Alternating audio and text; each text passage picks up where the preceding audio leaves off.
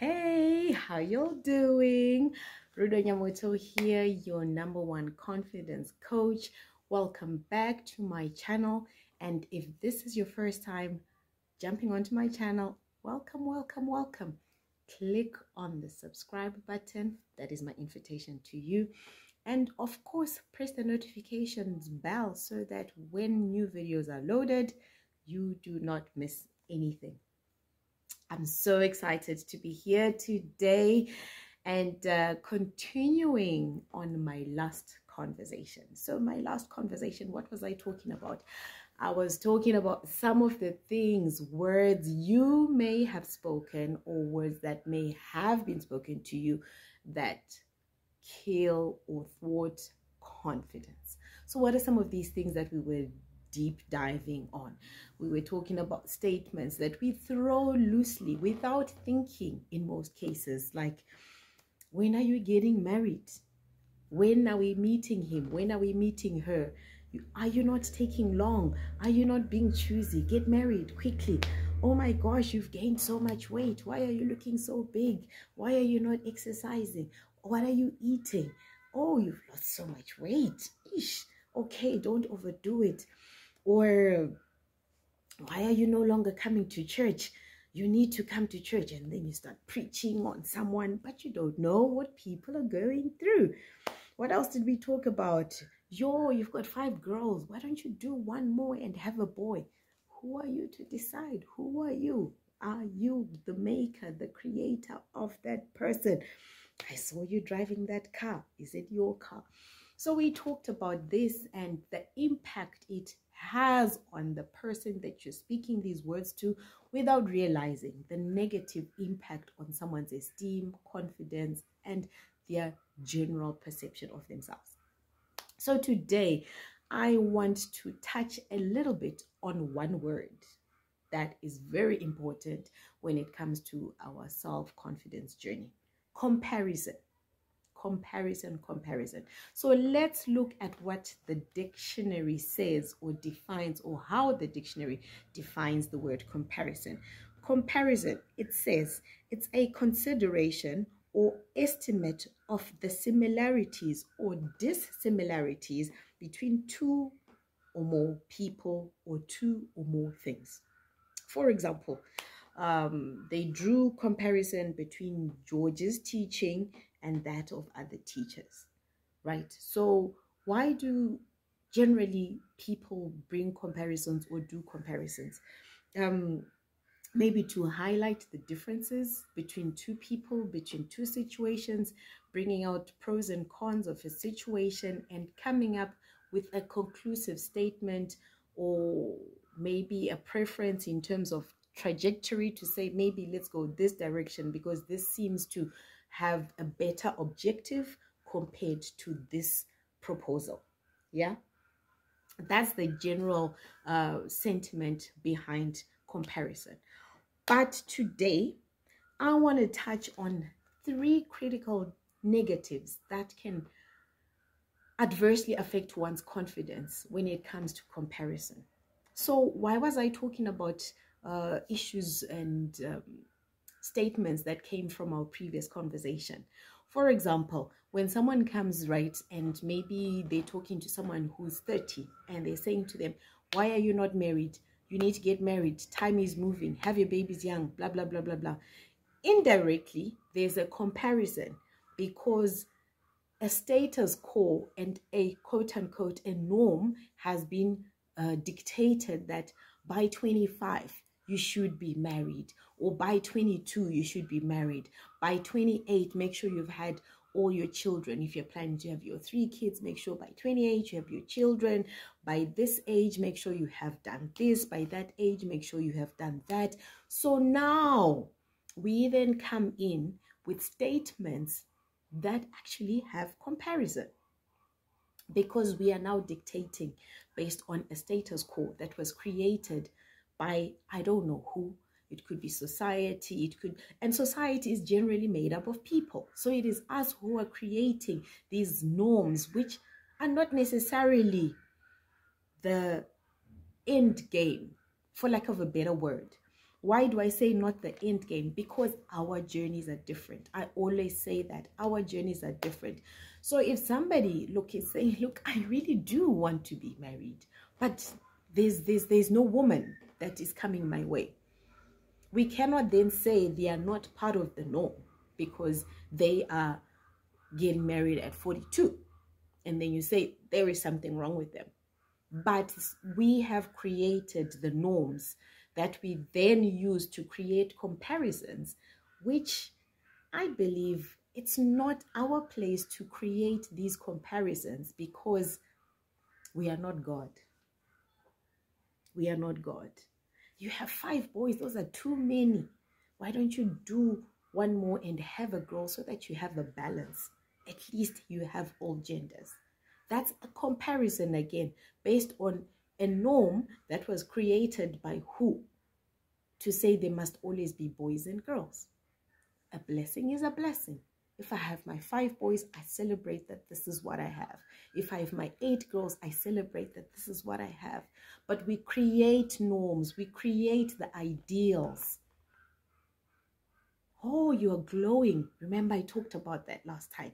You know, you're glowing. So who's behind it? Who's taking care of you? Who's doing this? Who's doing that?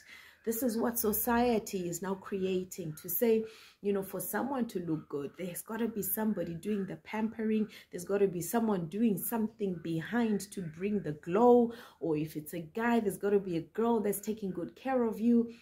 But those are norms that we are creating, and then we are forgetting that as an individual, I should actually just show up and just be enough as I am. But we don't want those smaller groups to create norms. We are creating the louder norms based on things sometimes that just kill people's confidence unnecessarily, creating rifts unnecessarily, all because we have dwelt on this thing called comparison without realizing that we are creating comparisons. Why this word comparison? What are the negative impacts? There's so many, but I just want to touch on 3.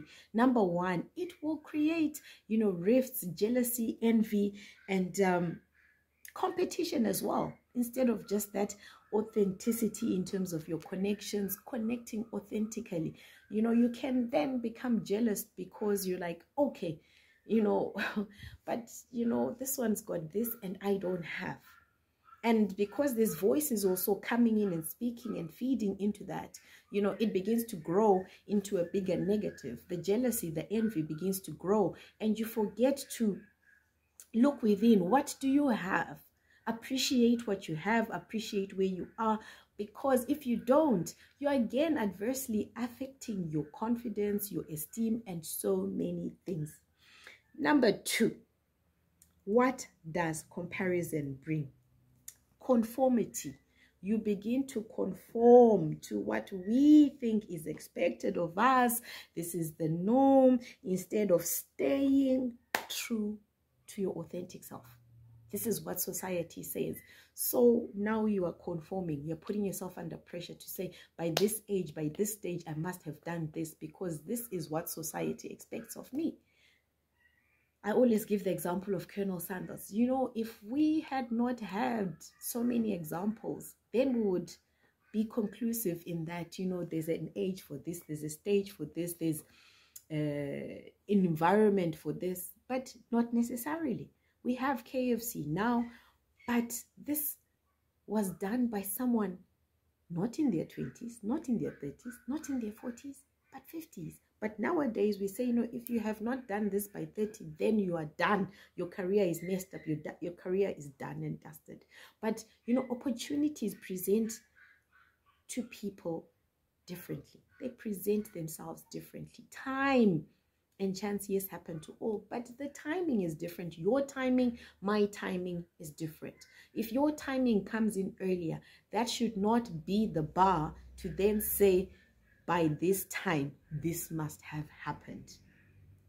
No, we are bringing that silent comparison. Number 3, that comparison begins to build low self-esteem, self-doubt. You know, your value in self begins to become compromised. Your respect for self begins to become compromised. You begin to question, second guess things that you already knew were on point. You begin to question yourself. Maybe there's something wrong with me.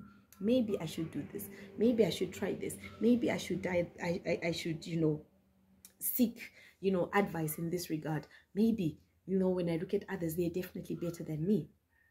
As a result of this thing called comparison, these three are very key for us to pay attention to when we have conversations with people, when we have conversations with self. Don't be led by these negatives to be reactive in terms of how you then approach life. Let jealousy not be the thing that triggers you to take action. Let not conformity be the thing that makes you then decide, look, okay, let me just do this because this is what society expects of me. Be different, stand out, and stand out confidently. Don't be afraid to stand out. Conforming is more painful because you cease to be who you are. You cease to be your genuine self. Self-esteem. Your self-esteem gets thwarted, get affected. So if it means running away from people that are negative, that have that comparison conversation, that tongue that is quick to just say negative than positive, run away from that. Keep company that keeps you in the right space in terms of your mindset, in terms of just your trajectory in life, your journey. Where are you going? What do you want to achieve? Don't be with dream thieves, killers, stealers, people that just mess you up. And don't be that person that messes somebody up in terms of, the advice that you volunteer, that you give sometimes without being asked. Don't be that person that thwarts someone's confidence through comparison. Let us try and step away from being negative voices, but let's be voices of encouragement, voices that, bring in, that cheer to someone. A lot of us, we are afraid to be honest with our peers, friends, etc. We then become people pleasers because we think, okay, let's just give them what they want to hear. Let's accept whatever comes. Yes, there's the comparison, right? We've talked about comparison, but also be that person when you give your advice or whatever, may be solicited from you. Don't do it in a way to please someone. Don't do it in a way to bring someone down. Do it to add value. Think through before you speak. It's very important. Words create the world that we live in, the environment, the space that we live in. So it's important to be so conscious of the words that you speak, because you can be a confidence killer, a confidence thief. Be a cheerleader. Be a positive voice. Build someone with your words. Don't break someone. Don't kill someone. Don't be that person that people avoid as a result of the comparison that you bring, as a result of the negative energy that you carry. Be someone who is positive, carry positive energy, and work on it. It doesn't just happen for some people. Some people you have to put in the extra effort. Speak to yourself, speak to your environment. I am positive. I am likable. I am friendly. I offer good advice. Affirm yourself, speak to yourself, and begin to change your neural pathways, with the positive. Replace the negative with the positive. So put in the work and be that person that people desire to be around, not people run away from, to say, there's sister negative. Oh my gosh, what is she going to say about me now? What is she going to criticize? And you're quickly looking at yourself and doing a quick audit before you show up in front of them. Don't be that person. Be the person that has positive energy, that people desire to be around, that builds people, that contributes to make this world a better space. Yeah? So comparison, let's use it in the right way. Let's use it in the right way. Let's use it in the right way. We want to highlight the pros and cons, not to then bring in and say you're just hitting on the pros. Oh, yeah, so and so is so good, why can't you be like that? So and so is this, why can't you be like that? So and so has done that, why can't you do this? That is using it in the wrong space. comparisons, bring the positive out of the comparison so that that word is adequately used in your space. I'm out. Rudo Nyamoto, your #1 confidence coach. Don't forget, subscribe, like, share, comment. Thank you so much for those that come to my inbox as well with feedback from the content that I'm sharing. I really appreciate. You gave me the energy to keep showing up.